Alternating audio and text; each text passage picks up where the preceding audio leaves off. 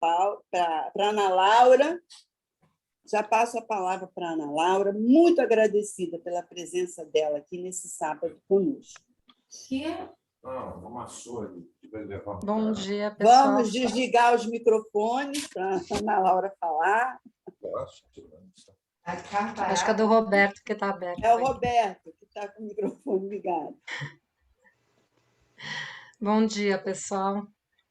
É um prazer imenso estar aqui com vocês. Eu realmente gostaria de estar aí na mesma atmosfera, aí na Baixada. Eu espero poder em breve estar presente aí com vocês, mas enquanto isso, essa presença aqui também eu acho que é bem importante. Estou muito feliz de estar com vocês, colegas tão queridos, né? A Luísa, o Roberto, a Soneide, colegas com quem eu trabalho, né? E que participam da minha formação permanente há muitos anos, né? Estou vendo outros colegas queridos também de outros fóruns.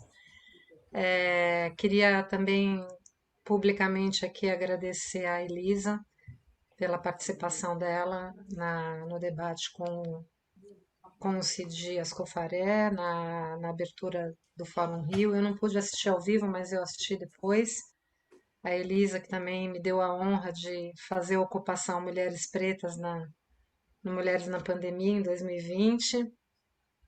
Ela ocupou, né, ali o lugar que eu normalmente ocupava nos outros programas, né, naquele programa em especial, ela que foi a âncora. E foi muito legal, até convido vocês para assistirem, tá lá no YouTube, né? Eu acho que tem a ver também com o tema de hoje aqui. E eu queria também parabenizar o trabalho que vocês vêm fazendo aí e também pela escolha do tema, né? Que eu espero estar à altura de trazer assim algumas contribuições de questões que eu venho pensando nos últimos anos e que eu queria dividir com vocês. Na verdade, assim, eu me sinto muito à vontade, né? Aqui com vocês, me sinto em casa. A minha proposta hoje é que a gente trabalhe juntos, assim. Então, eu vou trazer questões que eu venho pensando de uma maneira muito aberta, muito honesta e confesso que não é nada que esteja completamente assim concluído, se é que em alguma vez alguma coisa em psicanálise está totalmente concluída, né? A primeira coisa que eu queria dizer é assim que eu fiquei pensando muito no subtítulo, né, do Divã Apolis, que é um subtítulo bastante lógico, vamos dizer assim, né? Tem só nesse subtítulo acho que já há de alguma maneira uma resposta, né? Dessa articulação da psicanálise com a política. Mas ao mesmo tempo, eu fiquei me perguntando se não poderia também ser exatamente o contrário, né? Se não poderia ser da polis ao divã. E E eu achei curioso isso, porque, no fundo, talvez sejam as duas coisas ao mesmo tempo. E isso já me motivou a trazer com vocês para vocês uma preocupação que eu tenho. Inclusive, essa questão eu acho que apareceu naquela reunião que nós da Comissão de Urgência propusemos a CG aqui da EPFCL Brasil e que aí teve aquela reunião para membros de fóruns, né, sobre a questão justamente da formação, né, que vem nos preocupando tanto nos últimos tempos. E não sei quem estava ali, né, participando da reunião, mas vocês lembram, né, que apareceu essa questão do que é o psicanalista na polis, né, e o que isso tem a ver com o Divan. E é uma coisa curiosa porque a gente fala muito assim da questão da intenção e da extensão. Inclusive, isso está na nossa carta de princípios. Eu volto sempre à carta de princípios da IFE, porque eu encontro muitas respostas ali. Eu acho que aquela carta foi muito bem escrita e muito bem fundamentada, né? E quando a gente faz uma análise, às vezes eu tenho vontade de fazer um cartel sobre a carta da IFE. Normalmente a gente vai na carta da IFE para quando a gente esquece as burocracias, né? Ai, quantos membros precisa mesmo para montar um fórum? Ai, como é que é mesmo aquele negócio da assembleia? Para quem que eu tenho que mandar, não sei o quê, né? A gente, lógico, a gente esquece e a gente vai lá na, ai, peraí que eu vou lá consultar a carta da IFE. Mas a carta da IFE, na verdade, ela dá uma orientação, né? O próprio Roberto leu, né? Um trecho aí que fala, né? Da questão da crítica assídua, da questão dos outros discursos, da questão da psicanálise continuar existindo. E, ao mesmo tempo, ela fala ali da orientação pela e para a escola, né? Então, vocês vejam que ali, essa lógica da intenção e da extensão está colocado de saída, quer dizer, quem adere, né, ao campo lacaniano e é signatário dessa carta, que somos todos nós, independente de sermos membros de escola ou não, todos os membros da IFE são signatários da carta, né?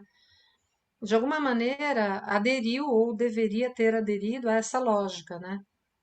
De que não tem como você separar a intenção da extensão. Eu até fiz uma bandazinha de moedas bem capenga aqui,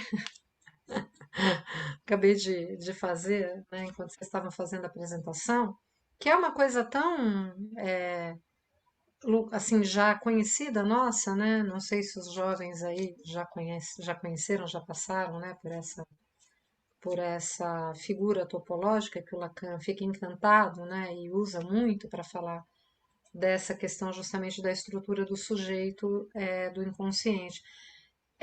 Mas às vezes eu acho que a gente vai se acostumando um pouco com ela e vai caindo numa certa banalidade, né? E acho que a gente às vezes esquece assim do quanto é radical isso daqui, essa proposta. Que parece simples, mas no fundo é extremamente complexa, né? Quer dizer, isso aqui subverte toda a nossa intuição, toda a nosso raciocínio cartesiano. É muito difícil a gente sair disso. A nossa formação, a ideologia, né, que nos molda, ela é binária, né? E então a gente tende a raciocinar dessa forma, mesmo que a gente não queira. Então a gente vai, e daqui a pouco a gente caiu de novo numa coisa ou outra, né? Ou A ou B, a lógica aristotélica, né? Que de alguma maneira ali fundamenta, né? Mesmo que de uma maneira recalcada, toda a questão da ciência, né, enquanto uma certa consistência, digamos assim, né? E justamente o que a banda coloca é essa impossibilidade de diferenciar, né? O dentro e o fora, né? O interno e o externo. E aí eu acho que tem a ver com o que inclusive com o que o Cid traz também.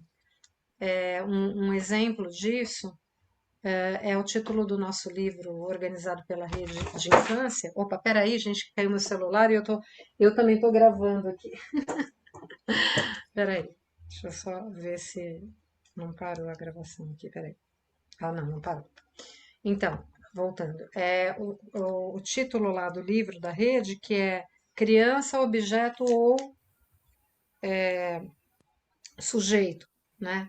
Que não é uma indagação, não é uma pergunta, é uma afirmação, né? Só que o ou aí é um ou do véu, né? Eu achei interessante o Cid colocar o ou, porque o ou, ele pode ser lido de duas formas. Ele pode ser um ou que inclui um ou inclusivo, né? Eu vou por aqui ou por ali. Quer dizer, eu posso tanto ir por aqui quanto ir por ali, né? Ou ele pode, que é o ou que o Lacan trabalha lá no Seminário 11, né? Da alienação e separação, né? Ou ele pode ser um ou exclusivo, né? Que aí implica essa coisa do ou A ou B, né?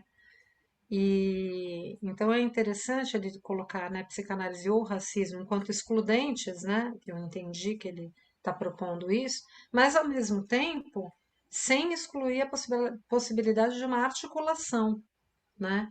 Ou seja, que a psicanálise tem algo a dizer sobre o racismo, né? E que o racismo pode ser um sintoma na própria psicanálise também, né? Não estamos totalmente imunes a isso, isso seria da ordem de uma negação, né?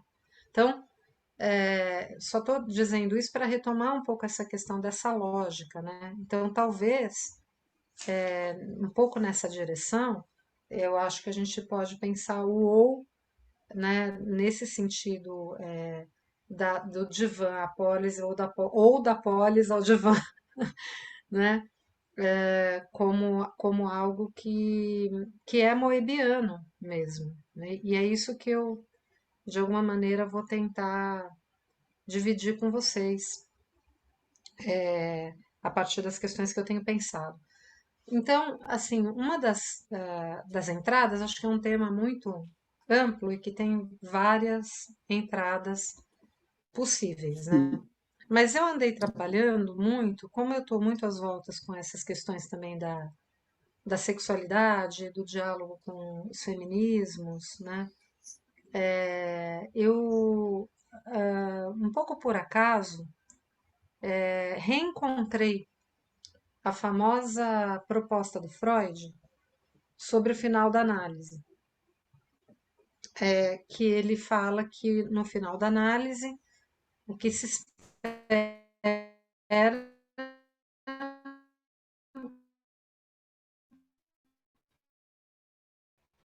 é que. E eu fiquei um pouco encafifada com isso, né? Pensando um pouco o que, que seria esse sujeito capaz de amar e trabalhar no final da análise, né?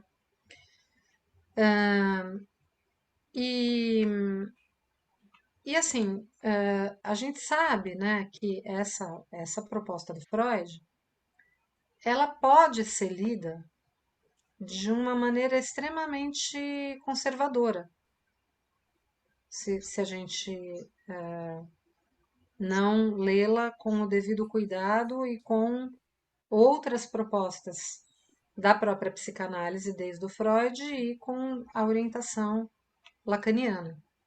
Porque, bem, amar e trabalhar, e a gente sabe que em algumas vertentes da psicanálise, de fato, a psicanálise foi domesticada, e esse amar e trabalhar virou algo extremamente adaptativo, né? Então, o que que a gente produziria, vamos dizer assim? Qual seria o produto de uma análise, né? Um sujeito bem adaptado ao mercado de trabalho, né? E dócil do ponto de vista, assim, de um... Como é que o Lacan fala no Seminário 21, que eu acho muito engraçado? Ele fala o avô e a avó no horizonte do amor, né? Que é essa ideia, né, do felizes para sempre, né? Vamos dizer assim, vamos dizer, talvez do casamento burguês, a gente poderia pensar assim, né? Então, se a gente pensa o amar e trabalhar desse ponto de vista, a psicanálise seria, como aliás denunciou, por exemplo, Foucault, né? Mais ou não só apenas o Foucault, os frankfurtianos também, né? Seria mais uma ferramenta, né, de dominação dos corpos, né?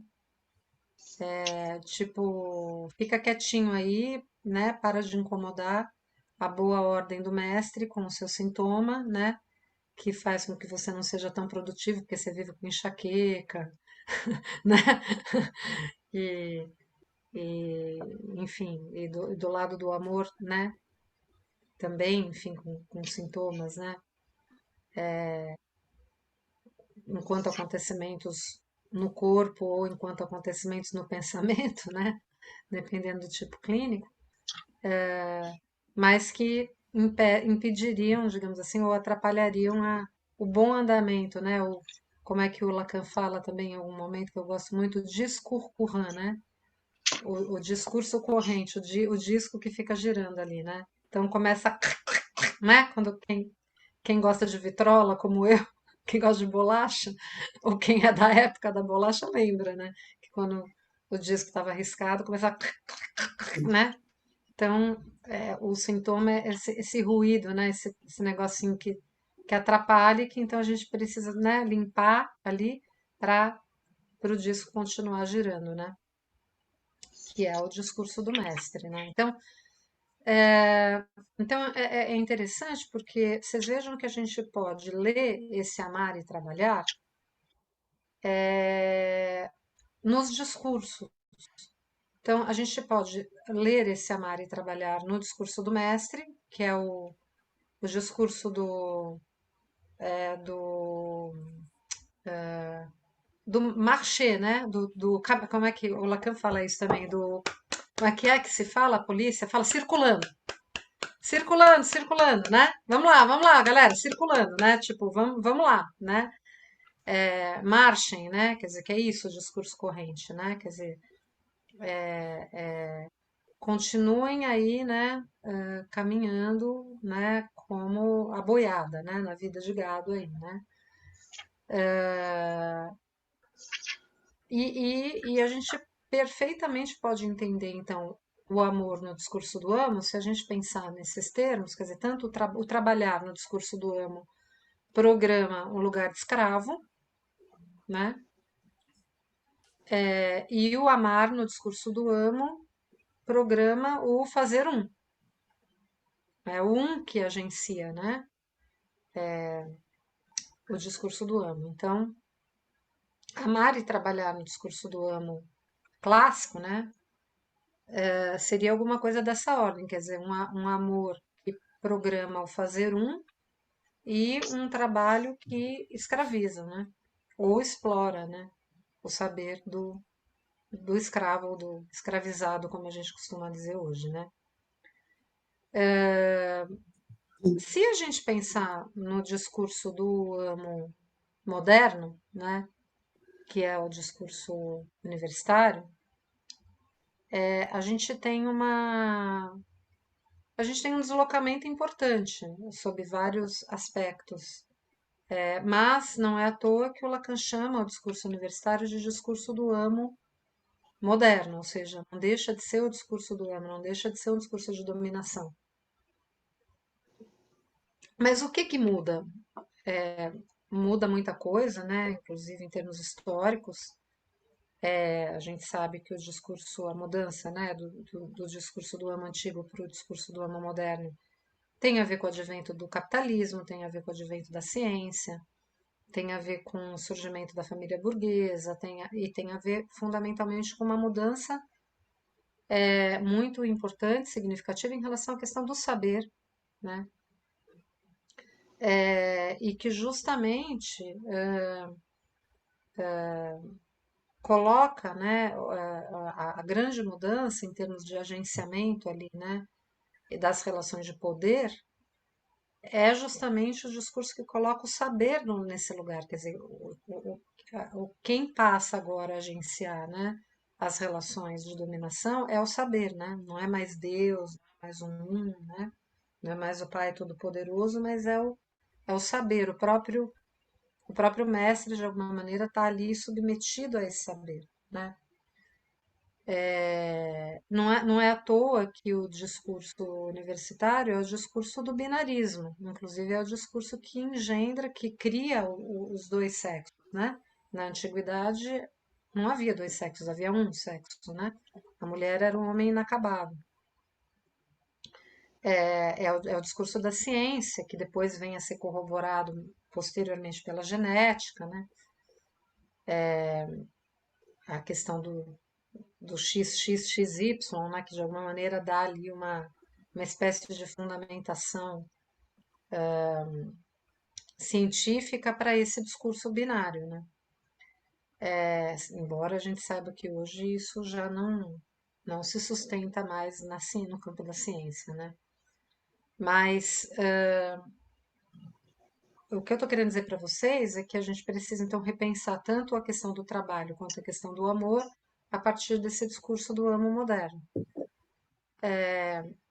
Se a gente pensar, então, a partir do discurso do amo moderno ou discurso universitário, o amor, o Lacan também vai fazer uma brincadeira com isso lá no Seminário 20, ele vai falar o discurso universitera, né? Citera com C, né? A ilha do amor, né? Unidos em direção ao amor, né? É interessante assim, quer dizer, se o discurso do amo antigo é essa união, né? Inclusive a união com Deus, né? O amor a Deus, né? Como o fundamento, né? Tanto que os casamentos não se davam por amor, né? Não existiu amor romântico, né? No discurso universitário surge essa cena do dois complementar, assim, né? Não ali no sentido platônico, né? De encontrar que era um que foi cortado no meio e que estava perdido aí pelo mundo que você tinha que achar, né? Mas dois, né? Um homem e uma mulher, né? Então essa consistência aí, né? Que, cujo amor romântico, né? Seria fake news, lógico, a gente sabe, né? Mas e essa era vamos dizer, o discurso, né, que sustentava o casamento, né, dois que se amassem, né, e que formassem então um par, né, unidos, né, em direção ao amor. Então é aí que surge então esse avô e avó no horizonte do amor que o Lacan fala ali no Seminário 21. E do ponto de vista do trabalho, o lugar do escravo também é substituído pelo lugar do proletário, né? É o lugar do operário, vamos dizer assim, né? Que não é exatamente o mesmo lugar do escravo, porque entra, vamos dizer assim, tem uma outra, justamente o lugar, né? Vamos dizer assim, do proletário ali, né? Não é mais o lugar de savoir-faire do escravo, mas é o lugar de objeto, né? De exploração, vamos dizer assim, de extração da mais-valia do capitalista, né? Então tem uma mudança importante aí também. É, e evidentemente que acho que a gente não poderia sustentar a ideia de que um amor, vamos dizer assim, no final da análise seria o amor do um ou do dois, desse dois aí do binário, né? E muito menos do ponto de vista do trabalho, alguém que se coloque como escravo ou como explorado, né? Então, eu acho que isso já coloca para a gente uma problemática bem relevante, né? Que seria de pensar qual é a proposta, então, da psicanálise no que diz respeito a amar e trabalhar, especificamente a partir do discurso do analista, não sem passar pelo discurso da histérica, né?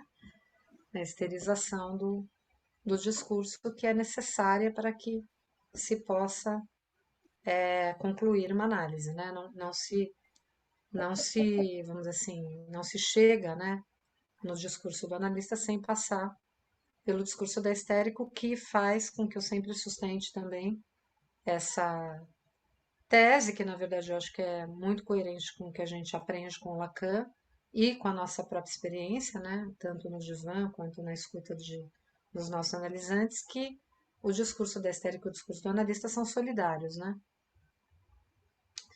É, acho que isso também é muito importante para a gente pensar a questão da nossa conversa com os movimentos sociais, né? Esse polo, vamos dizer assim, do analista na polis, né? Do divã à polis. Agora, eu queria introduzir um novo elemento aí, que aliás é muito coerente, porque ele é um elemento fundamental justamente nos discursos, mas assim, acrescentar essa questão do Freud, do amar e trabalhar, uma outra variável, que eu acho que talvez seja a grande contribuição do Lacan e que ajuda talvez a gente a pensar, a avançar em relação ao Freud, né, nesse aspecto aí. E que eu acho que é um operador fundamental que vai ajudar a gente também a pensar nessa relação moebiana, né, do divã à polis. E quem me deu essa pista, eu preciso agora fazer essa referência a ele, a esse colega muito querido e muito especial, muito rigoroso e com quem eu aprendo muito, que é o Albert Nougayan. O Albert Nougayan tem um livro maravilhoso que a gente está traduzindo na Larvatos Prodel. Eu espero que saia esse ano ainda, porque a tradução já está concluída. Inclusive, eu estava esses dias fazendo a revisão da tradução e foi aí que eu encontrei essa proposta dele, que me ajudou muito e que eu vou. E que aí eu pensei um monte de coisa a partir disso e que eu quero então trazer um pouco para vocês as coisas que eu pensei. Que é esse livro aqui, Quand seul reste le mot, quando só restam as palavras. É um livro que, quando vocês puderem ler, não sei se alguém já leu em francês, mas quando vocês puderem ler em português, vocês vão ver que ele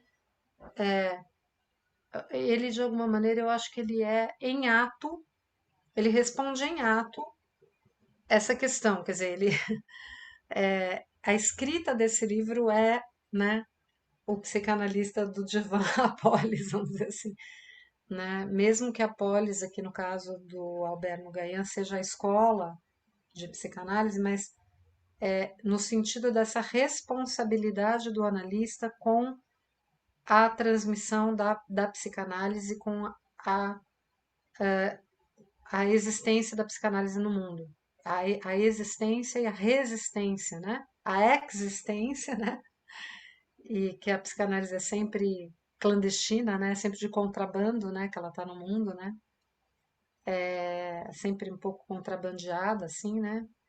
E ao mesmo tempo a resistência, né? Da psicanálise no mundo. Então, o livro, eu acho que ele testemunha isso, né? Mas o Albert vai falar algo sobre essa questão do amar e trabalhar. Ele retoma isso, assim, foi uma surpresa quando eu encontrei, eu não lembrava, já tinha lido esse livro há muitos anos. E, e ele, de repente eu encontrei isso, eu falei, gente, ele está falando do amar e trabalhar aqui também. Só que ele fala uma coisa incrível. Ele fala assim, o Lacan acrescentou algo ao Freud, tem algo para além do amar e trabalhar, no final da análise, que é o desejo de saber, né? Esse desejo de saber, o Albert coloca como uma hipótese, né, de que ele é que é o fundamental para pensar, né, esse mais além e essa relação da intenção com a extensão, justamente, né, e da responsabilidade do analista, assim. E inclusive ele articula de uma maneira muito coerente, assim, muito lógica, a necessidade da escola, sabe? É sensacional, gente, assim. Eu não vou me estender muito em relação a esse ponto, porque eu acho que a gente pegaria, se eu me aprofundar muito por aí, a gente vai falar mais da formação do analista do que do tema que a gente, que é isso, né? Tá tudo junto, mas eu acho que em algum outro momento a gente poderia desenvolver mais esse ponto, mas eu vou voltar aqui para não fugir do meu raciocínio e vou pegar mais, voltando aí a questão dos discursos, para a gente tentar avançar em relação a isso, né? Então vejam, quando ele introduz o desejo de saber, o que é o desejo de saber, né? Eu acho que é muito importante a gente voltar a isso, assim. A questão do saber, então vamos lá, né? Falamos do amor, do trabalho, agora vamos falar do saber nos discursos, né? Então, a gente tem alguns pontos aí que é importante a gente lembrar. Primeiro, que o próprio Lacan define a transferência como demanda de amor que se dirige ao saber, né? Então, a questão do saber está colocada de saída em qualquer análise, né? É justamente essa suposição de saber que a gente sabe já, né? A gente já estudou isso, Não é uma suposição de saber no analista, como se fosse assim, ai, Ana Laura sabe, deve saber, né, como que eu faço para curar a minha, sei lá, X, o meu sintoma, né? Ela sabe a resposta, ela deve saber porque. Não é isso, né, gente? Assim, é claro que tem uma suposição de saber na transferência, genericamente falando, se eu vou procurar um advogado, um arquiteto, um dentista, um médico, um fisioterapeuta. Não é à toa que eu procuro um, não procuro outro. Tem algum traço ali que faz com que eu confie naquele sujeito, imagine que ele. E claro que com o analista não é diferente, né? Mas a gente sabe que isso é o aspecto imaginário da transferência, né? A questão do sujeito suposto saber não é isso. A questão do sujeito suposto saber é quando alguma coisa opera ali, que a gente chama de esterilização do discurso, que tem a ver justamente com a produção de um saber inconsciente, né? Lembra, no discurso da histérica, o saber está ali no lugar da produção, né? Então, na verdade, o que que é isso do sujeito suposto saber? É a gente programar um discurso no qual o analisante supõe o inconsciente, né? Supõe o saber inconsciente. Isso é um aspecto extremamente importante e necessário, condição sine qua non para uma análise, mas tem um problema, né? Que é a infinitização. Porque o analisante ele pode supor que. Ele pode não, e ele supõe durante a análise inteira que o inconsciente trabalha por si, né? E que se ele decifrar mais um sonho, que se ele, o dia que ele tiver aquela lembrança incrível da cena traumática, ou sei lá o que, tudo vai se dissolver como se ele não precisasse fazer nada. O inconsciente é um amiguinho que está trabalhando por ele. Por isso que o Lacan fala que o inconsciente é o trabalhador ideal, né? Porque trabalha inclusive quando dorme, né? Fica lá trabalhando, trabalhando, e ele não precisa fazer nada, ele fica lá, né? Então, e a gente sabe que uma análise ela precisa não só dessa vertente epistêmica, vamos dizer assim, né? Que é essa vertente do saber, ainda que um saber inconsciente, mas que em algum momento esse carinha que está ali parado, né, fazendo greve, esperando o inconsciente trabalhar por ele, tem que pôr o corpinho, né, em jogo e fazer um ato, né, tomar uma posição, né? E essa posição ninguém vai tomar por você, nem o seu inconsciente. Não é um sonho que vai tomar uma decisão por você, é você que tem que se posicionar, né? Em algum momento. Então, isso é muito interessante, assim, né? Bem, então o sujeito suposto saber está aí, né? Movendo enquanto motor da análise, mas o que o Lacan vai falar, né? Desse desejo de saber no final, não sei se vocês se lembram daquele texto muito bonito, que eu gosto muito, que é a nota italiana, que ele escreve para os analistas italianos que estão querendo montar uma escola lá, né? Depois ele vai lá e fala a terceira, né? Que é aquela conferência que ele dá em Roma também, a terceira conferência que ele dá em Roma. Mas nessa carta que ele escreve aos analistas italianos, está nos outros escritos, ele fala que a análise possibilita cingir o horror ao saber. Então, olha só que interessante, né? Então, tem esse sujeito suposto saber que vai movendo a análise, né? No discurso da histérica ali, produzindo saber, lembrança, sonhos, memórias, sonhos, reflexões, fantasias, blá, blá, blá, blá, blá. Mas ao mesmo tempo tem o horror ao saber, tipo, tem isso por um lado, quer dizer, a psicanálise então é um antídoto, né, ao não querer saber nada, né? Porque ela vai produzindo um saber, né? Então, ela vai de alguma maneira combatendo o quê? A paixão da ignorância, né? Ela vai combatendo o não quero saber nada disso.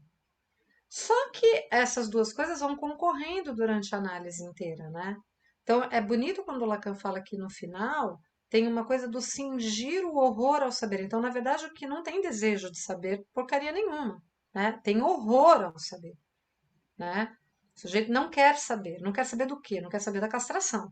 Não quer saber do não há relação sexual, né? Então, é bonito, né, gente? Porque esse tal de desejo de saber, que o Lacan vai falar que acontece no final da análise, e que é isso que o passe de alguma maneira recolhe, né, enquanto funcionamento da escola, mas que o passe clínico de alguma maneira testemunha, é justamente o fato de que esse desejo de saber é um desejo que advém desde o saber, não é o saber no lugar de objeto. Vocês conseguem entender isso? Não é um desejo de saber, eu quero saber, né? É um desejo que se sustenta desde um saber. É o desejo de saber, né? Desde o saber. Que saber? Aí a gente entra na especificidade do saber no discurso do analista, né? Que é essa grande novidade desse discurso, que é o quê? Esse saber no discurso do analista, ele não está como lá no discurso universitário, agenciando uma relação de dominação sobre o objeto, tampouco ele está, como no discurso da histérica, que moveu a análise, sendo produzido, não é? Pela instauração do outro no lugar do mestre ali, né? Que é o que a transferência faz. Não, ele está no lugar da verdade.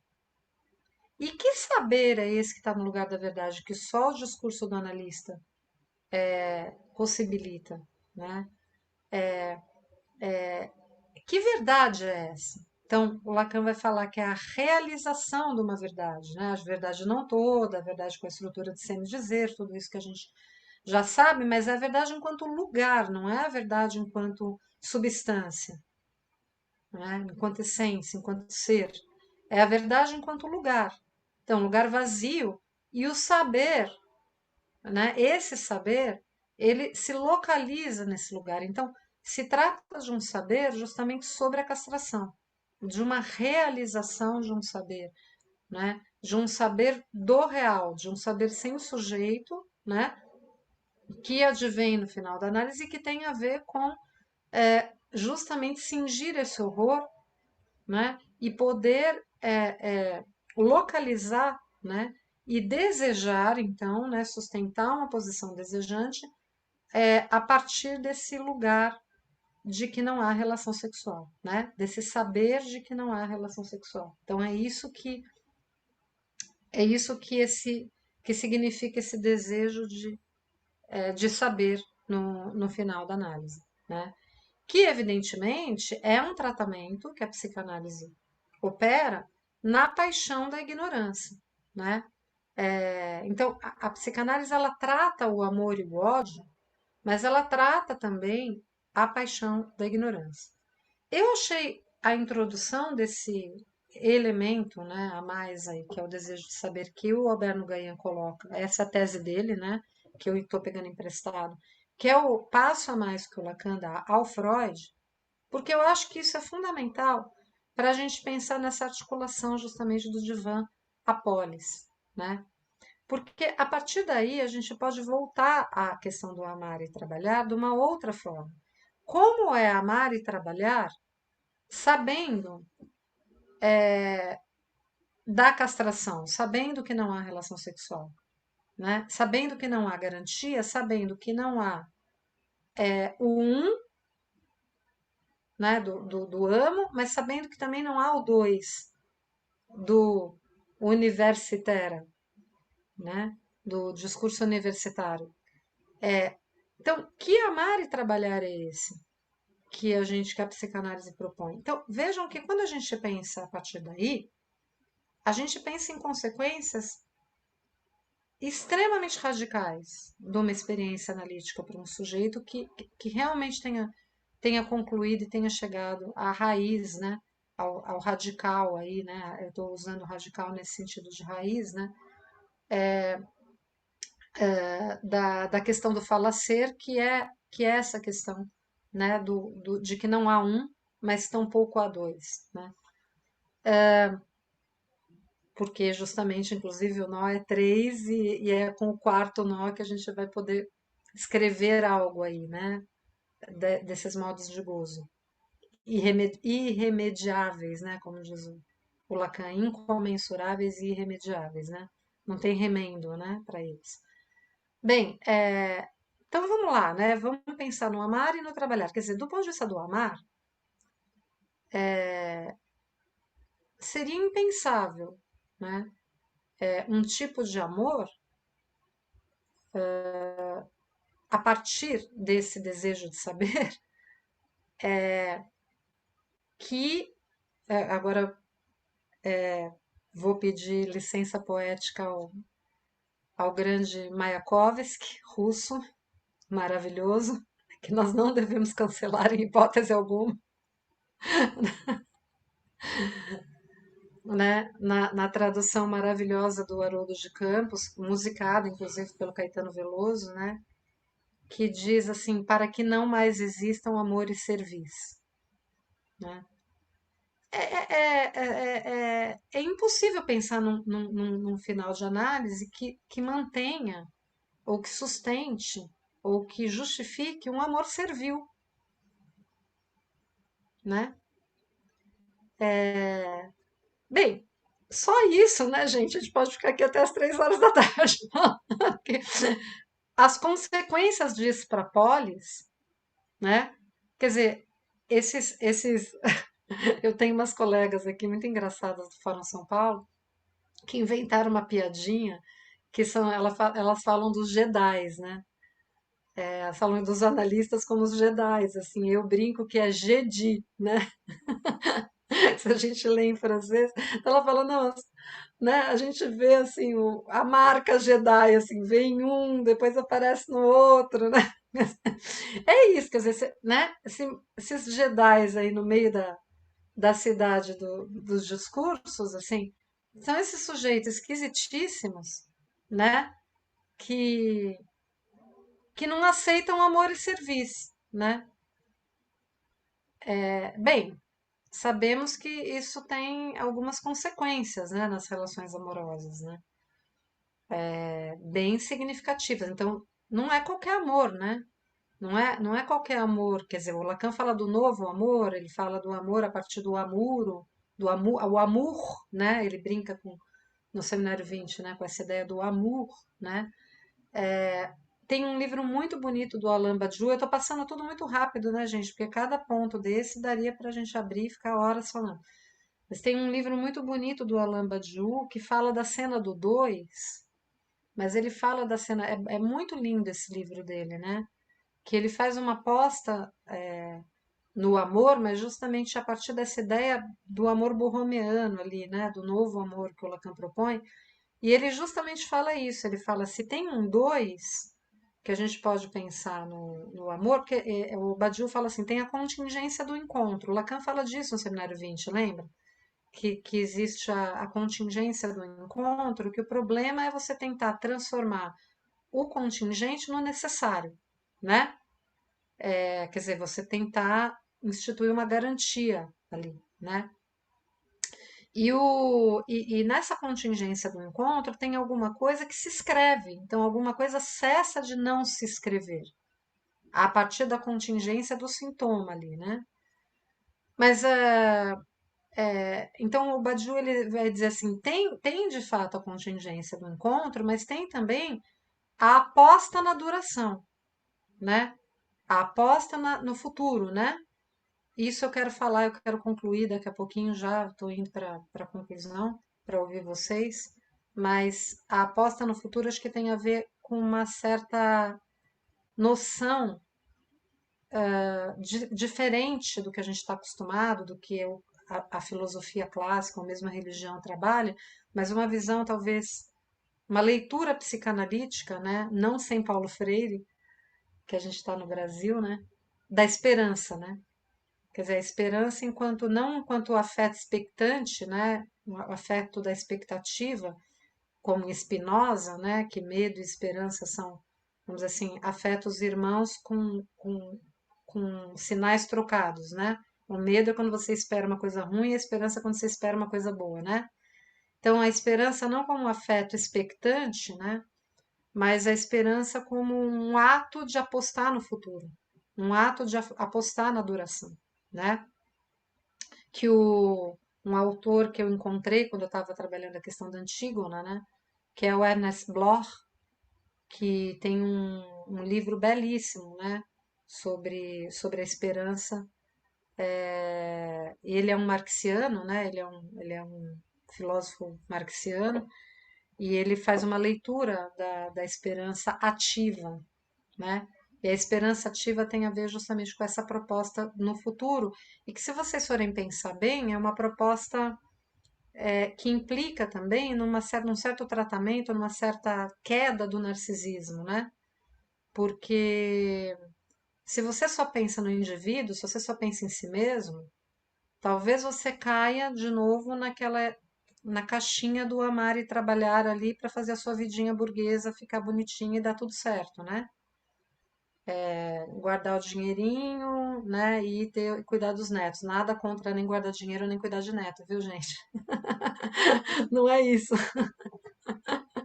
Eu adoro a minha neta do coração e tenho minha poupancinha. Mas a questão não é essa, né? A questão é se reduzir a isso, né? Reduzir a isso como uma coisa narcísica, vamos dizer assim, né? E o que essa aposta no futuro faz com que a gente se comprometa é com a transmissão, né? Com as novas gerações, né? Então, como é que é essa coisa da eternidade em quem não acredita em Deus, né? Nessa coisa de Deus, eu estou falando Deus cristão, né? E mundo, vamos dizer, o paraíso pós-morte, onde todos vamos nos encontrar com um, né? Aonde que eu vou continuar viva, né? É justamente né? Aí tem a ver com Ulisses, tem a ver com, né? É na minha obra, é no que eu deixo escrito, é no que eu planto de semente nos outros seres humanos de outras gerações, é nos meus filhos, nesse sentido amplo, não de filhos genéticos, né?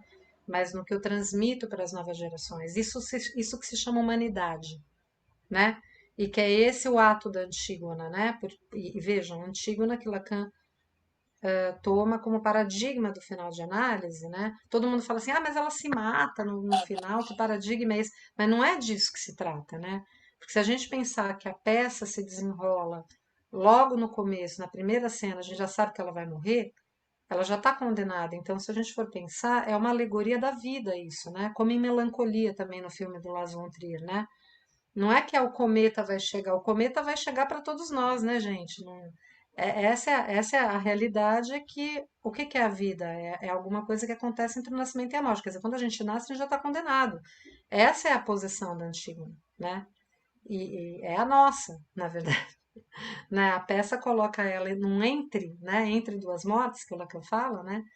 Que na verdade é a morte simbólica, que é a morte que está colocada quando a gente nasce, e a morte real, que acontece quando o nosso corpo vivo desaparece, né? Então, entre essas duas mortes tem uma coisa chamada vida, né? Enquanto a gente está vivo, a gente pode gozar. Então, é isso, né? Então, é muito interessante a gente pensar nessa figura do ato, né? Quer dizer, enquanto você está vivo, o que é que você pode fazer? Quer dizer, uma convocação ética, né? Não se trata de conhecer, né, ou de saber mais, mas se trata de se posicionar, né? Então, isso do ponto de vista do amor, né? Então, essa contingência e aposta na duração nesse sentido. E no sentido do trabalho, né? Acho que para terminar, eu acho que a gente pode pensar também numa coisa extremamente subversiva, né?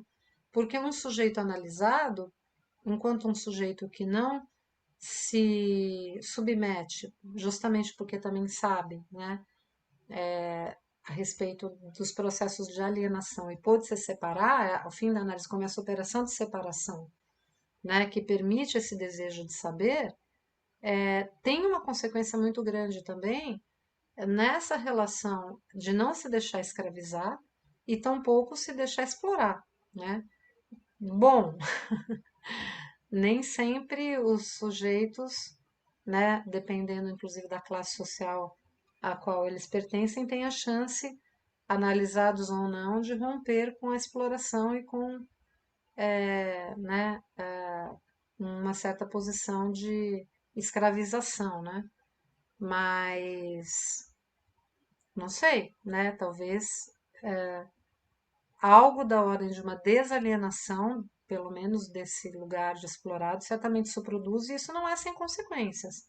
Por exemplo, em termos de organização coletiva, né? Porque ele talvez não, a gente não pode exigir, por exemplo, que um operário, no final da análise, peça demissão da fábrica, porque agora ele não quer mais ser explorado, porque ele vai comer como? E sustentar a família dele como? Né? E é lindo isso, né? Ai, gente, agora eu descobri que eu não quero mais ser explorado. Mas talvez tenha algo que ele possa produzir a partir daí em termos da lógica do coletivo, né? Seja como for, eu acho que não dá para a gente pensar num sujeito analisado que queira ou não, saiba ou não, produz uma certa desordem no discurso corrente, não é? É o elogio ao amor mesmo, é esse mesmo o livro do Badiou. Elogio ao amor, eu esqueci de falar. Então, eu acho que assim, o sujeito analisado ele produz sim uma desordem no discurso do amo. Ele necessariamente acho que é um sujeito responsável, né, pelo futuro, né, que tem essa aposta, né, essa esperança ativa, né, na aposta na duração, na aposta no futuro, na aposta na existência de um laço mais digno, de um amor mais digno, de um laço mais digno, né? E então eu acho que nesse sentido a psicanálise produz um sujeito que tem uma articulação com a polis, né? E ao mesmo tempo a gente sabe, né, que a psicanálise não advancem os ecos da polis também, né? A psicanálise ela não surge ex nihilo, né? O próprio Lacan fala que ela é tributária do discurso da ciência. O Lacan foi extremamente aberto à subjetividade da sua época, para usar o termo que ele usa, né? A gente sabe que a formulação do outro gozo tem a ver com a escuta das feministas, né? A gente sabe que a escuta dos discursos tem a ver com Maia de 60, ó, a escrita dos discursos tem a ver com Maia de 68, né? Então, o divã também sofre, ainda que haja ali uma estrutura de discurso que, né, Lacan mesmo disse que já estava lá em Sócrates, né, avant la lettre, digamos assim, né? Mas a psicanálise também vai, de alguma maneira, né, recolhendo os ecos, né? Então, a polis recolhe os ecos do divã, mas o divã também recolhe os ecos da polis, né? E eu acho que é nessa relação moebiana que a gente pode contribuir de uma maneira original, com um discurso que é extremamente original, né? E por isso que vocês sabem, né, que eu sustento que a gente precisa, né, estar nos dois lugares, né? A gente precisa estar atrás do divã, né, sustentando esse lugar de semblante de objeto, que é o que permite chegar ao desejo de saber, né? Mas a gente também precisa, de alguma maneira, fazer ecoar, né? Dar notícias disso que acontece ali, né? Para apostar, né? Na possibilidade de sustentar um laço social mais digno, né? Onde não existam amor e cerviz e onde não existam pessoas escravizadas, né? Eu acho que é isso, gente. Queria conversar um pouco com vocês.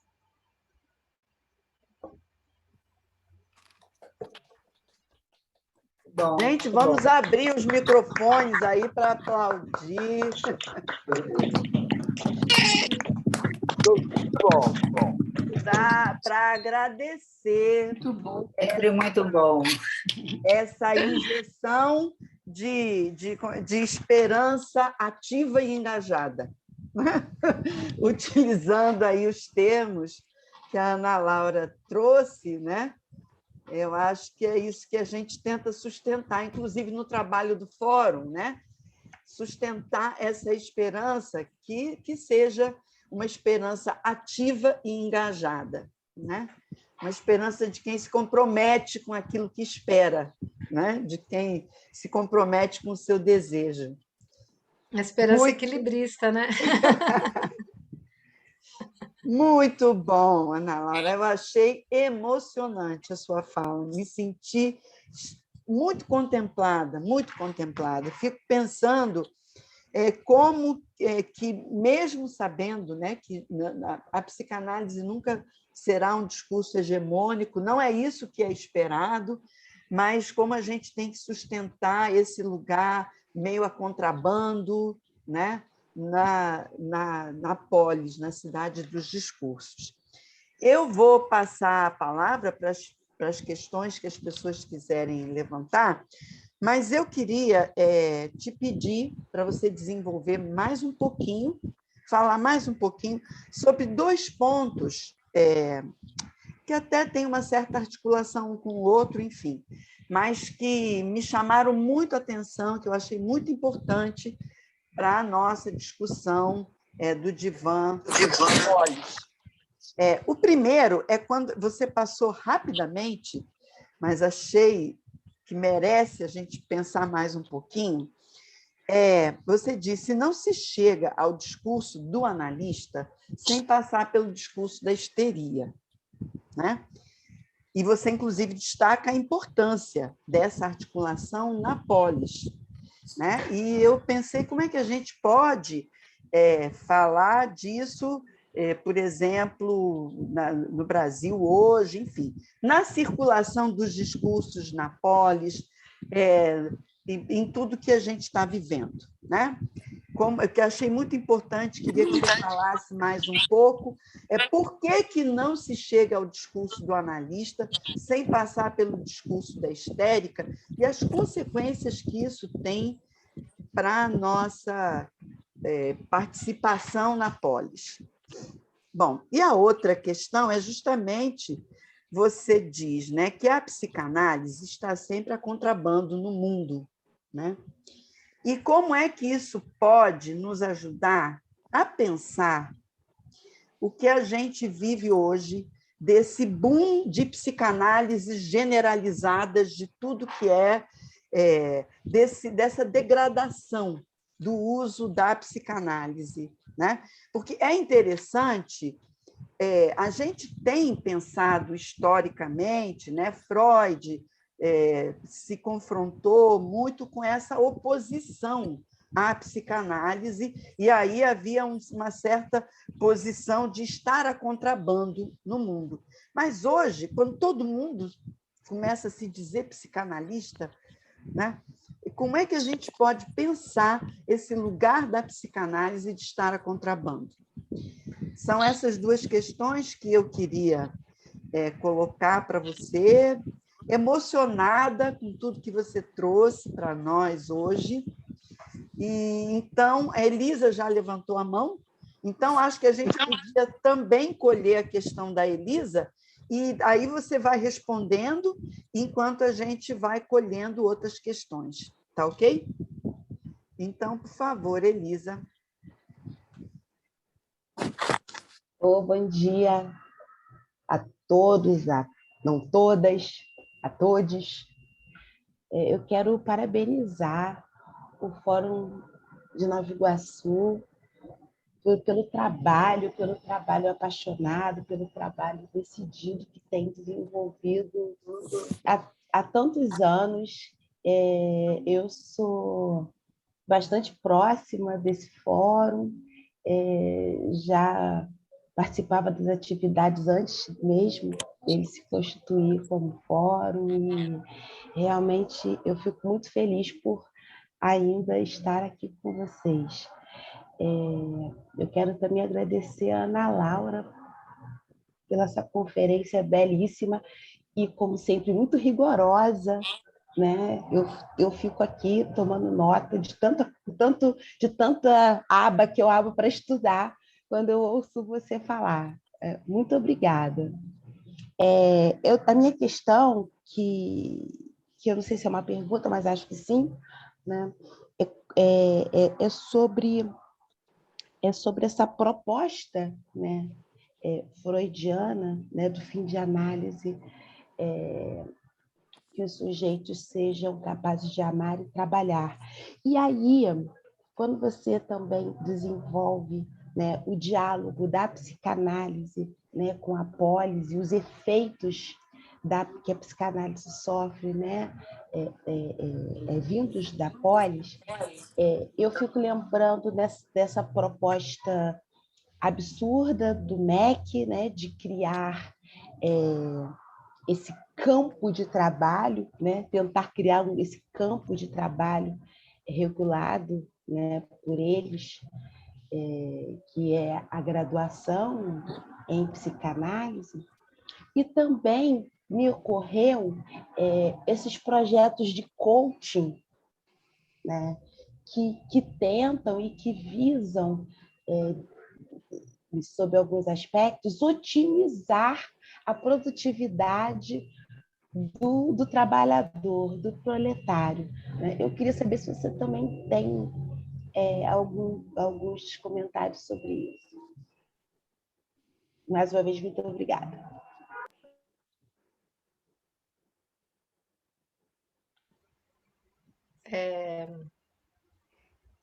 Retoma a palavra, Luísa? Então, gente, bom, obrigada aí pelos comentários. De fato, né, assim, acho que é comovente mesmo falar disso nesse momento, né? Para mim também é muito forte, assim. A gente fala, né, de um lugar assim bem concernido, assim, né? Acho que a gente está muito tocado por tudo, né?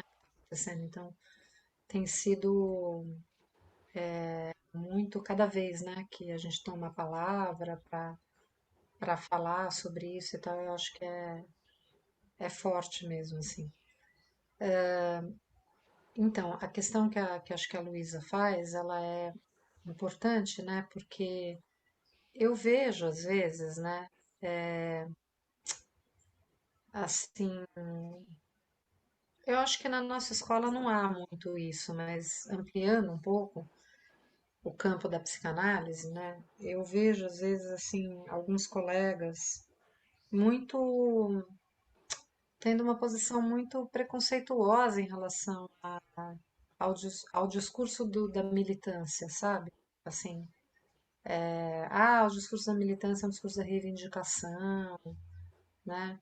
O discurso da militância é um discurso. Aí vem, né? Vem carteirada de Lacan, né? O Lacan falou que. Como é que é? Que a histérica só quer derrubar o mestre, daí o mestre vai voltar, pior ainda, né? Essa coisa toda, né?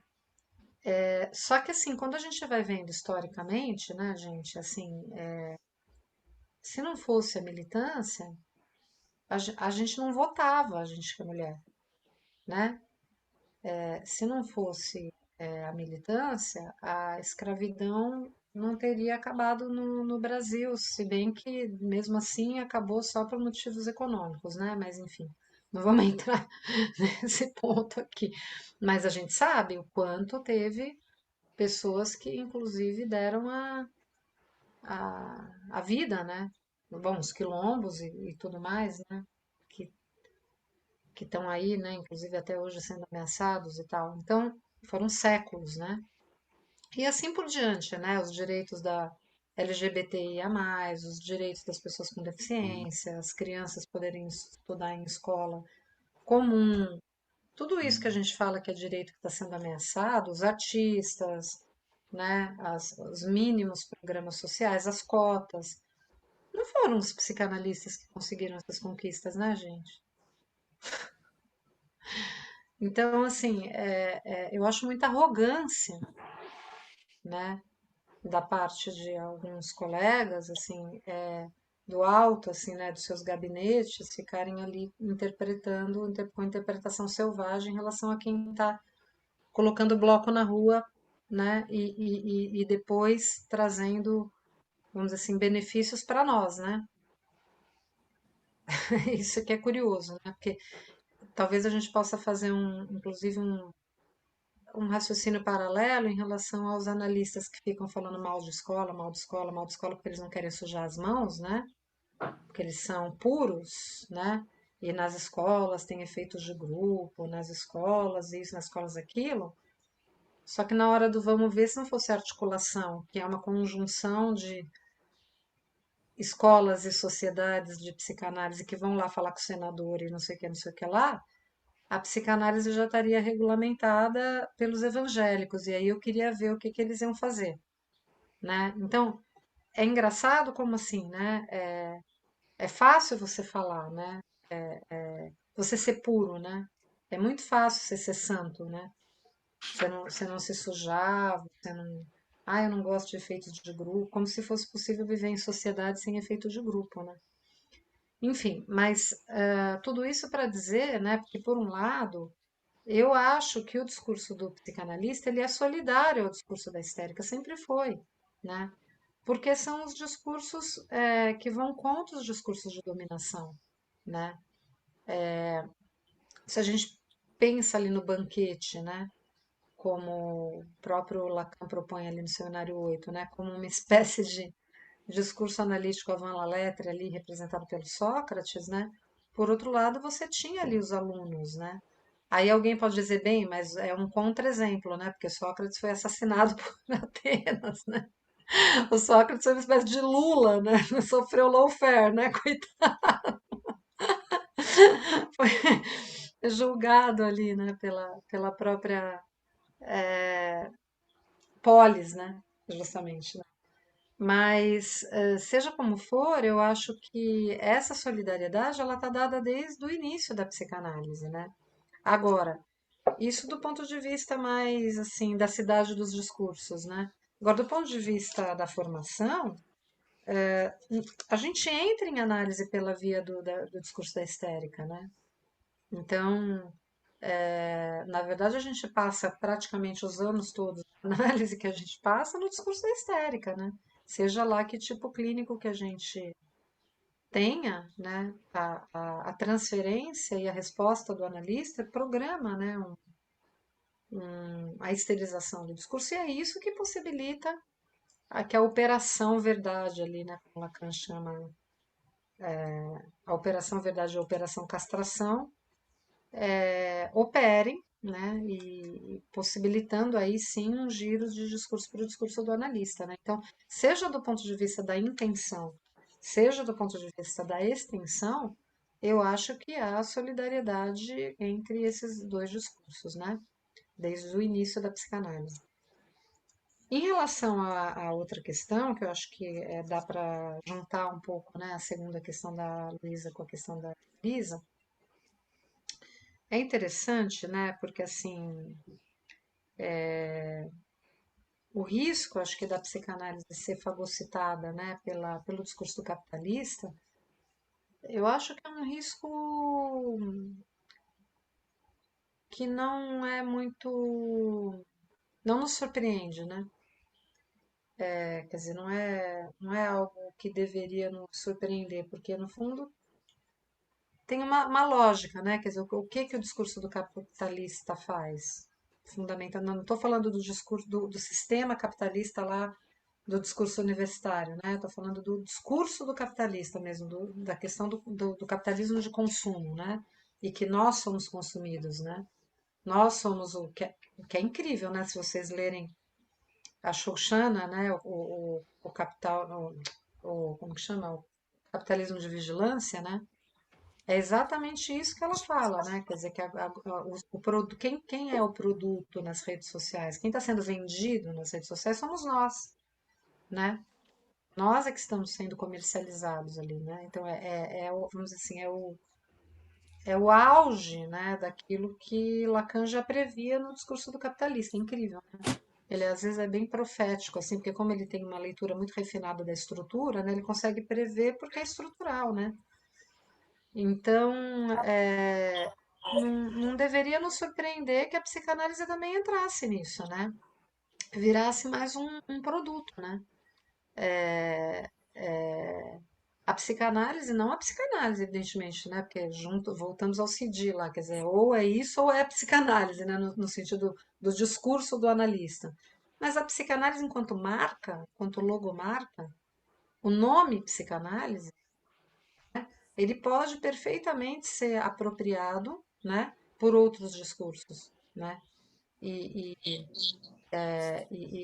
sendo agenciado por outros discursos, ele perde a sua lâmina cortante, ele perde a sua eficácia, ele perde a sua originalidade, ele deixa de ser o discurso, pode ter o nome que for, pode até chamar psicanálise, né?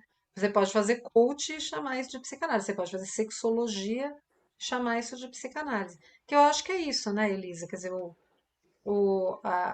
coach, ele no campo do trabalho, ele corresponde um pouco à sexologia no campo do amor, ou esses terapia de casal, terapia de, né, quer dizer, essas terapias que foram surgindo, assim, quer dizer, são especialistas, né, que vão justamente arrumar ali o que está errado para que tudo volte ao discurso corrente, né?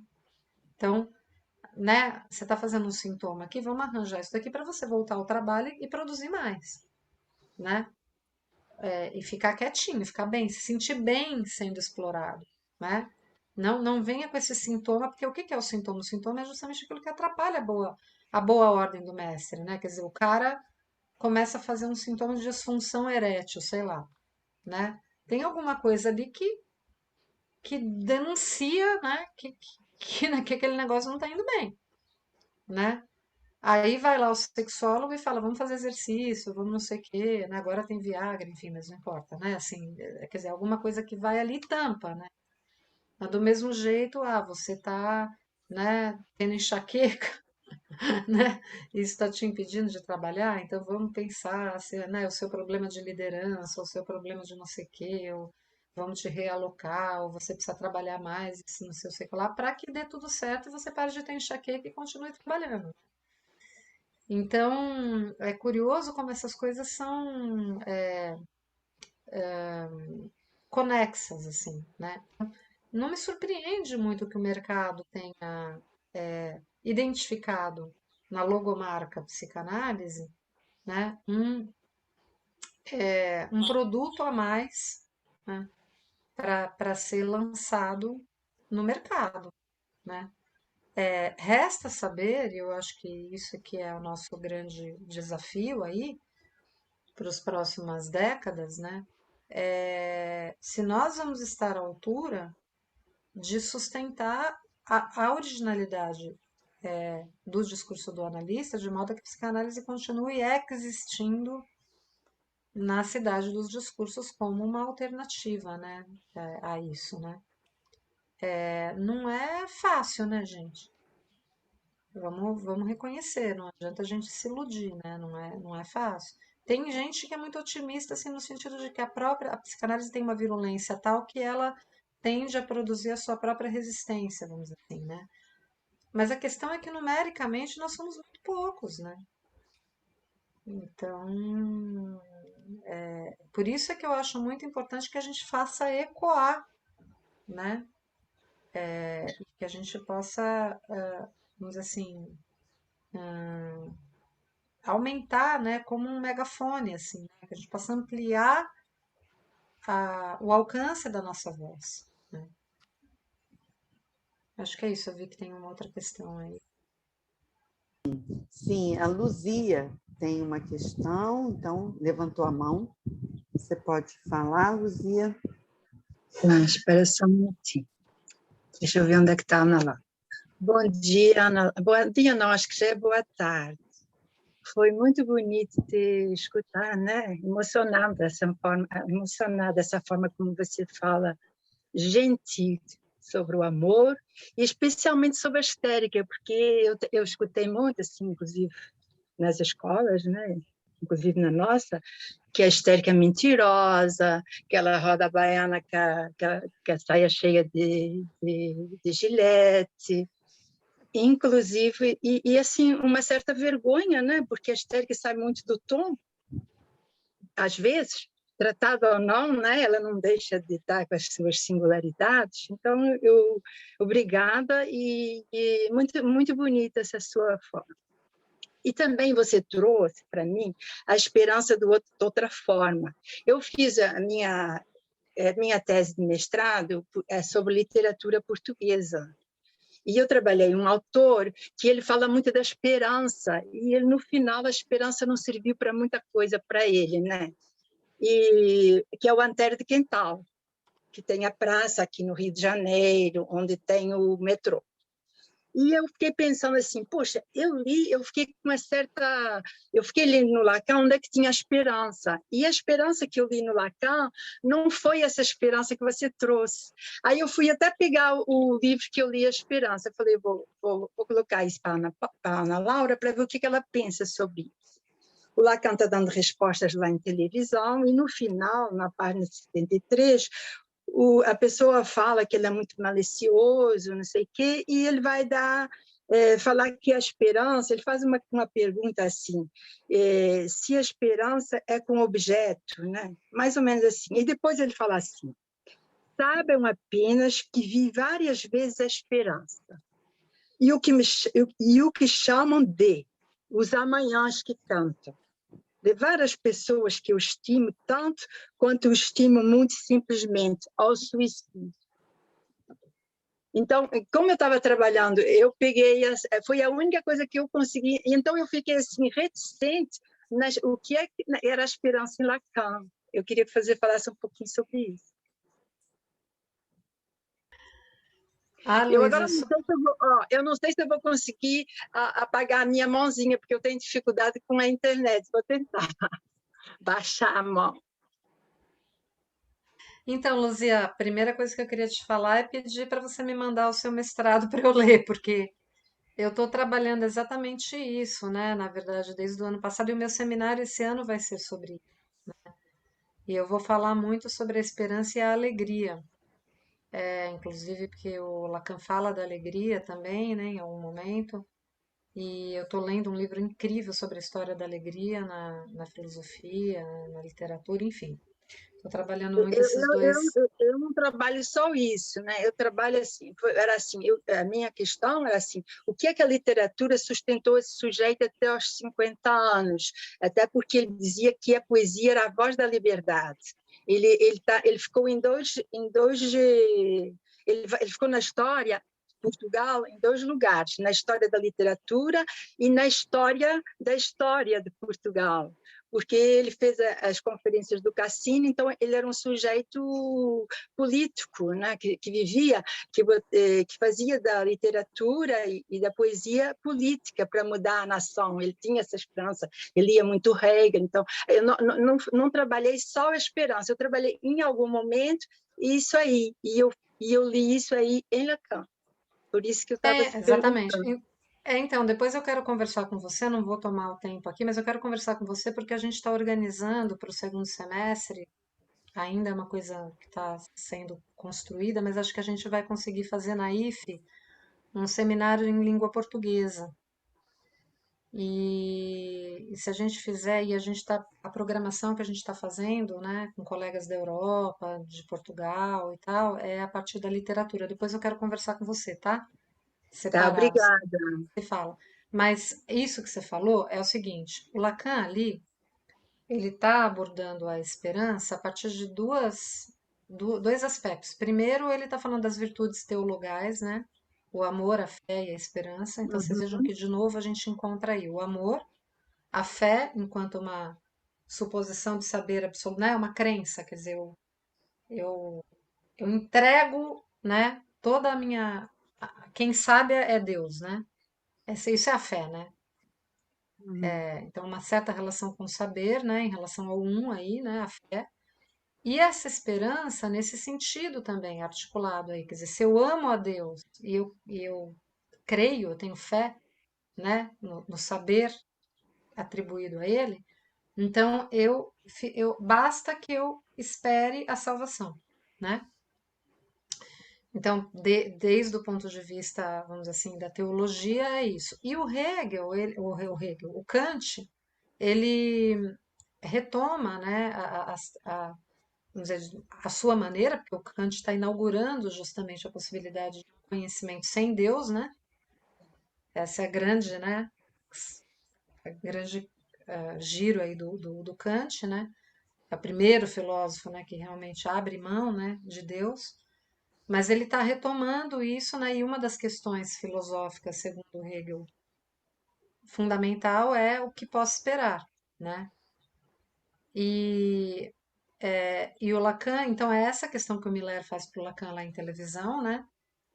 E é interessante porque, embora o Lacan não fale do Spinoza, a gente percebe claramente que ele está ali respondendo a partir da concepção spinoziana de esperança, na qual os afetos expectantes, né, o medo e a esperança, como eu disse, são, vamos dizer assim, dois polos, né? Então, um é positivo, outro é negativo, mas de alguma maneira você tem assim como uma espécie de pêndulo, e aliás, espera, né? É a mesma origem de esperma, né? E que tem a ver com essa ideia do pêndulo, e que dá em pênis também. É interessante porque daí você tem uma espécie de esperança fálica, né? Que é essa esperança pendular, né? Que uma hora está no medo, uma hora está na esperança, mas que vai, de alguma forma, sempre,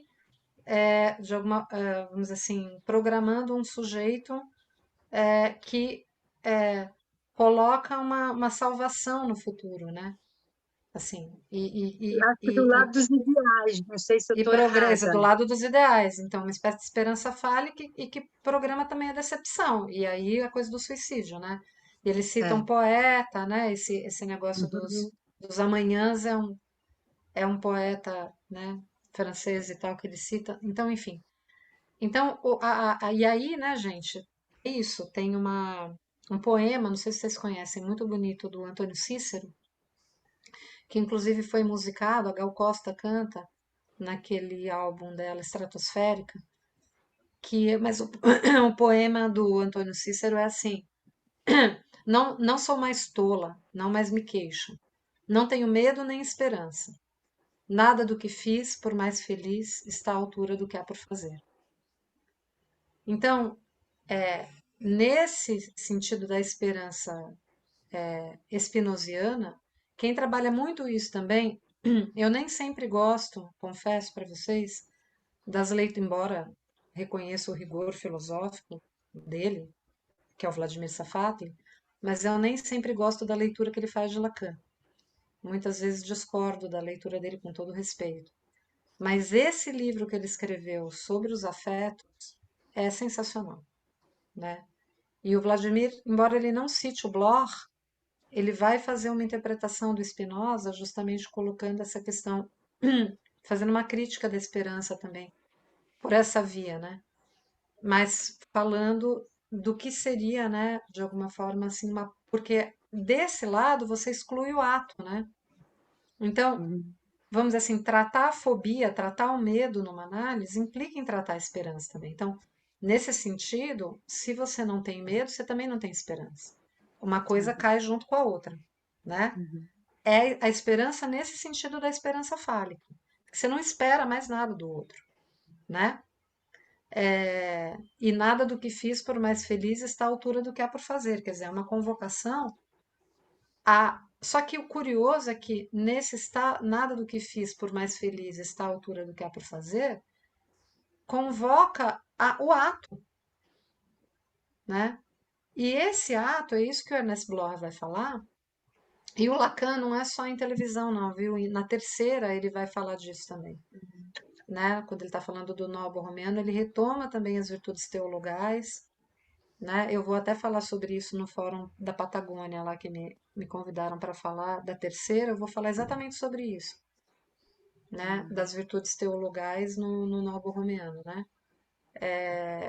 E então eu acho que dá sim para a gente pensar, do mesmo modo que dá para a gente pensar num novo amor e numa nova relação com o saber, também dá para pensar numa esperança que é o que o Paulo Freire também trabalha, junto com a Ernest Bloch e com o Raymond Williams também, que é um autor que eu encontrei graças ao Guilherme,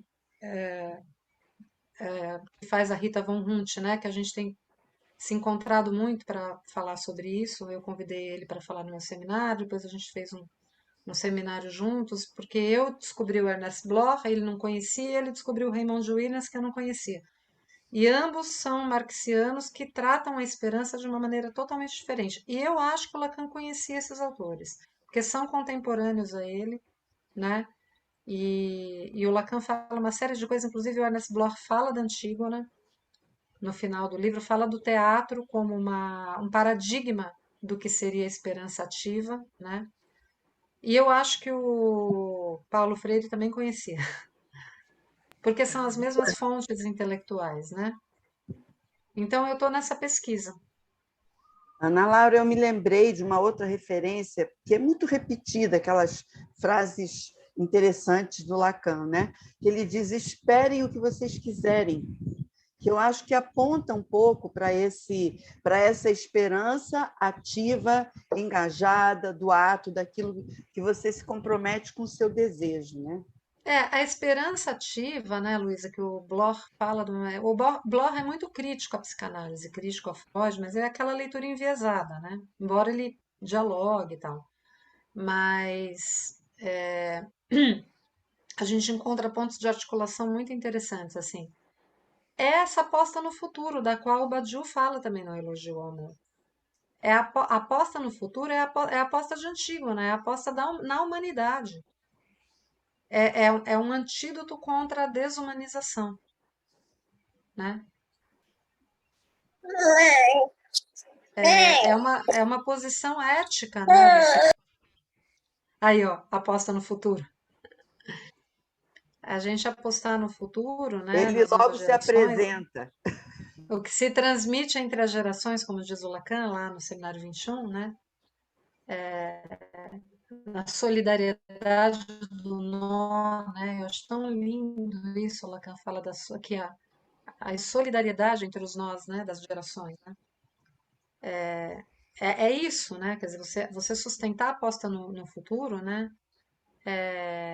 Isso gera uma mudança, né, na relação com o tempo, né?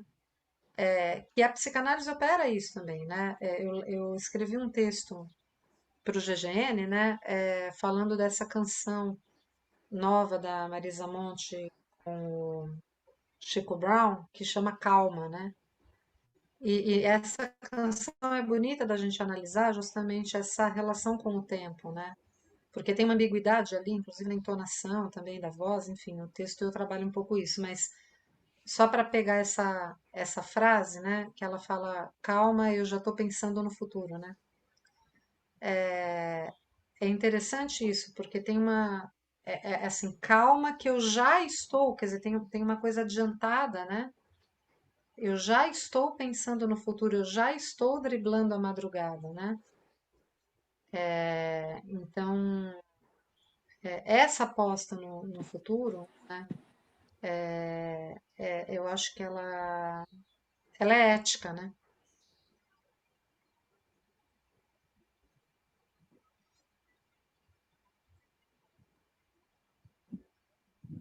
Oi. Mais alguém?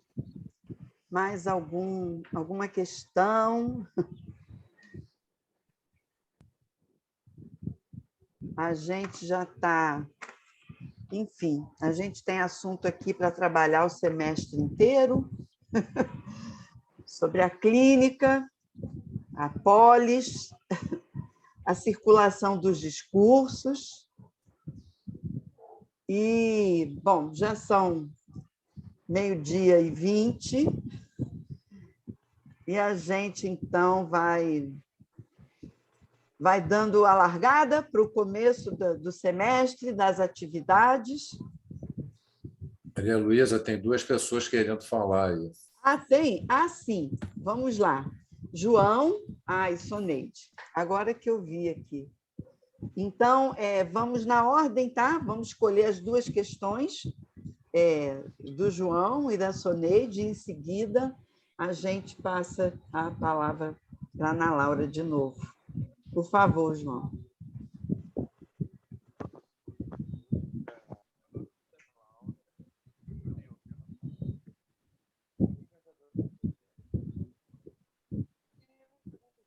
A gente não está ouvindo, João.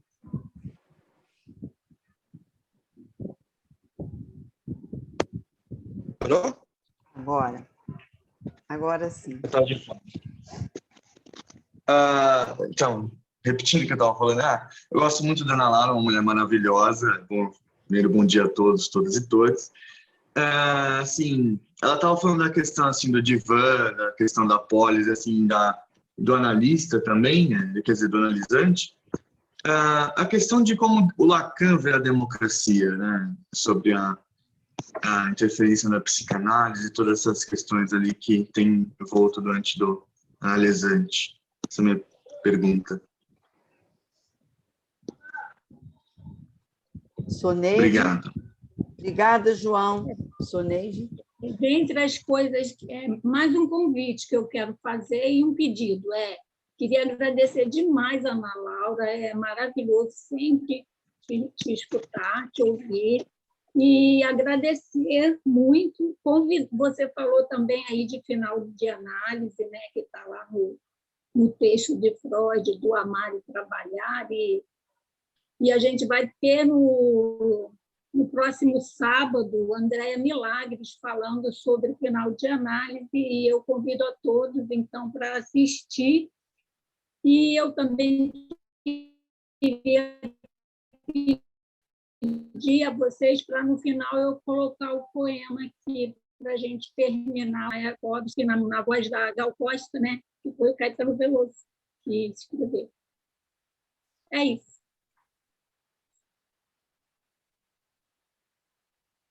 Que delícia encontrar João, meu amigo do Instagram, esse jovem, gente, o João, preciso contar para vocês.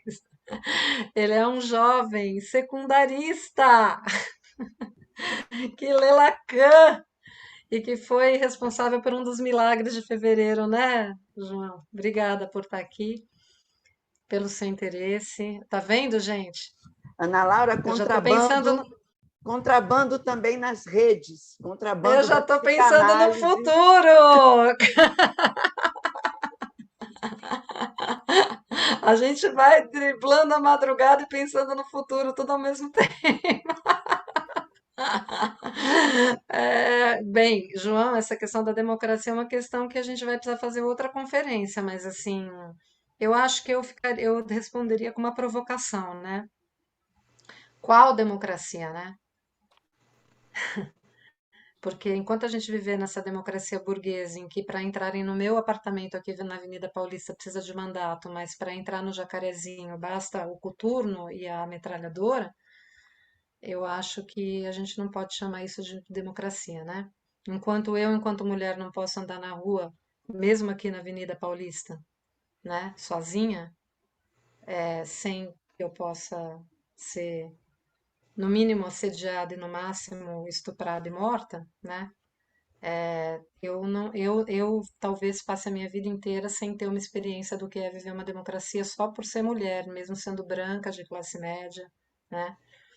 Então, eu acho que assim, qual a democracia que está à altura da psicanálise, né? É muito fácil a gente falar, a psicanálise precisa de democracia para se colocar, né? Em Higienópolis, né? Ou no Leblon. Mas eu acho que a gente precisa conquistar uma democracia verdadeira, né? Que esteja à altura de uma psicanálise não racista, né? Então, acho que é isso, quer dizer, do mesmo jeito que o Cid já falou, ou é a psicanálise ou é o racismo, né? Do mesmo jeito, ou é a democracia ou é a segregação, né? A necropolítica, enfim, né? Então, eu acho que essa é uma questão que a gente precisa trabalhar. Qual democracia está à altura da psicanálise, né? Eu agradeço a sua pergunta, mas eu acho que é mais para abrir do que para fechar nesse momento, né? Deixar aberto mesmo. E a Soneide, quero agradecer também suas palavras, Soneide. Muito bom ter essa interlocução sempre com você aí nos nossos coletivos e tudo mais.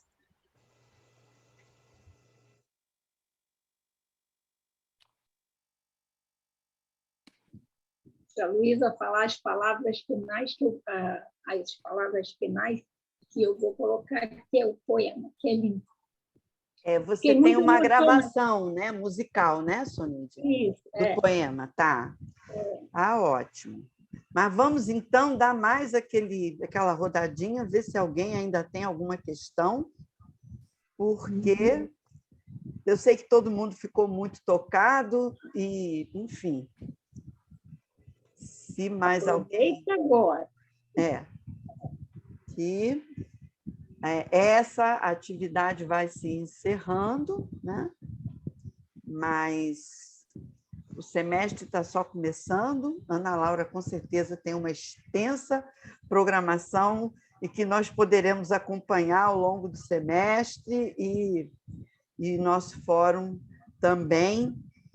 Então, eu agradeço muitíssimo a presença de todos vocês, agradeço muitíssimo o trabalho de AME que a Ana Laura faz na nossa escola, por tantos meios, por tanto contrabando do discurso do analista e pela injeção de esperança ativa hoje, para todos nós, para a gente começar com muito desejo o nosso semestre.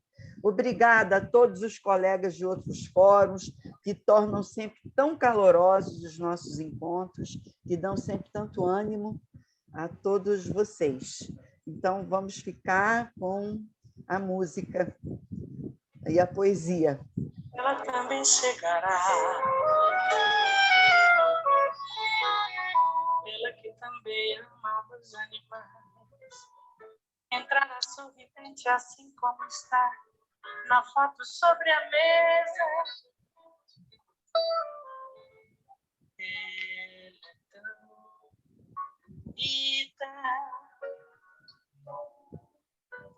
Ela é tão bonita que na certa eles a ressuscitarão. Essa pinta vencerá. O coração destroçado já pelas mesquinharias.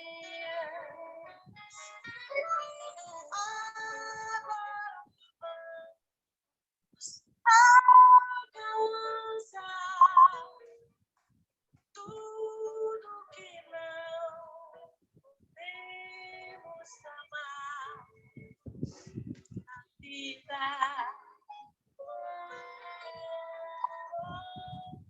Estelar as noites inumeráveis.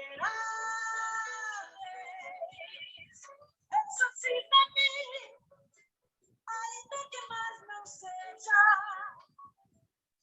um poeta que ansiava por futuro. Ressuscita-me, lutando contra as misérias do cotidiano. Ressuscita-me por isso. Ressuscita-me, quero acabar de viver o que me cabe, minha vida,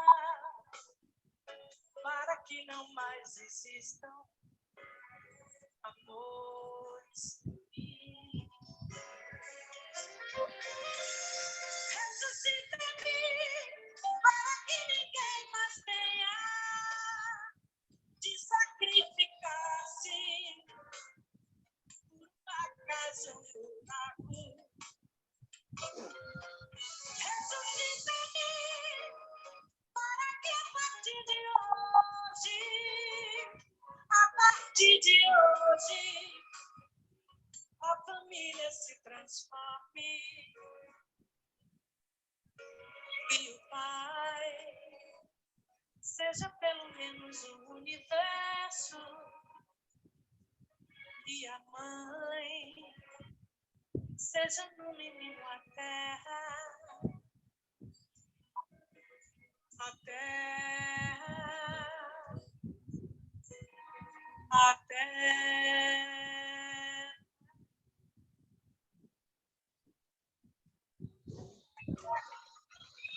Ana Laura, eu acho que você se inspirou nessa música para a tua fala de hoje. Leandro. Eu estou com ela, estou com o Mayakovsky na cabeça já faz um impressionante. Ele está falando de várias coisas que você falou. Pois é o poema do Mayakovsky. Leiam a versão Pelo Caetano. do Haroldo, maravilhosa também. É isso, gente. Obrigada. É isso. Muito Obrigada, viu? obrigado. Foi ótimo, maravilhoso. Obrigada a todos. Obrigada, Ana Tchau, Laura. gente. Tá. Boa tarde. Obrigada. Boa Tchau. tarde, gente. Obrigada. Boa tarde a todos. Bom final de semana para todos. Pessoal, segunda-feira, 10h30, Obrigada temos a todos. seminário, hein?